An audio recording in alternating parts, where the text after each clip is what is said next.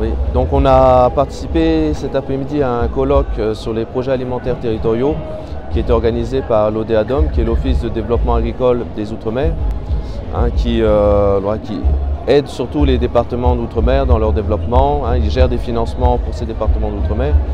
Et là, la thématique, c'était les projets alimentaires territoriaux. Donc ces projets alimentaires territoriaux, c'est l'action phare qui est porté par le ministère de l'Agriculture et le ministère de la Transition alimentaire pour accompagner les collectivités, les producteurs et les distributeurs à s'organiser ensemble pour améliorer donc, le développement de l'agriculture.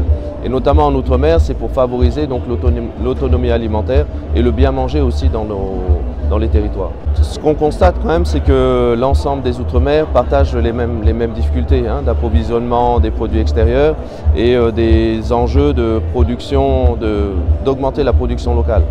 Et justement, on a vu que l'approvisionnement en circuit court des cantines scolaires par les producteurs locaux est un enjeu majeur.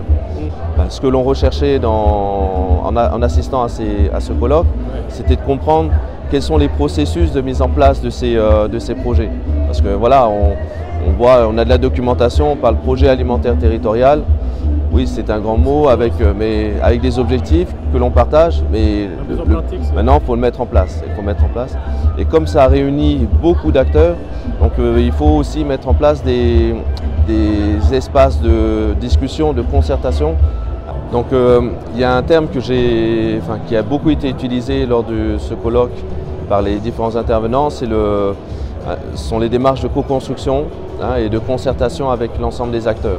Souvent ce sont les mêmes acteurs, ce sont les communes, là où les communes du territoire, les producteurs locaux, les distributeurs, éventuellement donc, la restauration collective type restaurant ou hôtellerie, tous ceux qui sont concernés par la consommation des produits locaux. Et la première étape, surtout, c'est de mettre en place un diagnostic alimentaire territorial qui se construit ensemble et voilà, ça prend du temps. Les témoignages montrent que ça peut prendre entre 2 et 3 ans pour faire ce travail-là. Donc ça veut dire qu'aussi il faut de l'ingénierie de projet, il faut des personnes qui soient formées à pouvoir accompagner ces acteurs à définir leurs difficultés, poser le diagnostic, définir les difficultés et élaborer les actions prioritaires. En Polynésie, on va commencer.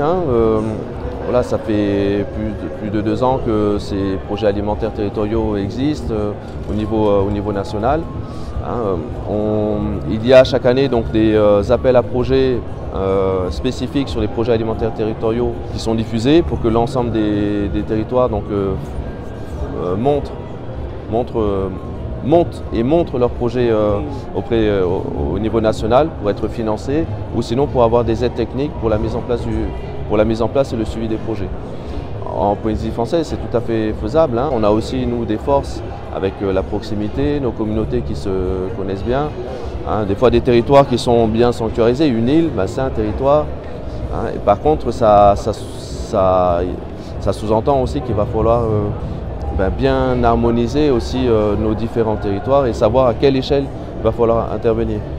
Parce que nous, on a l'échelle de la commune, de l'île et de l'archipel et de l'ensemble du pays. Donc,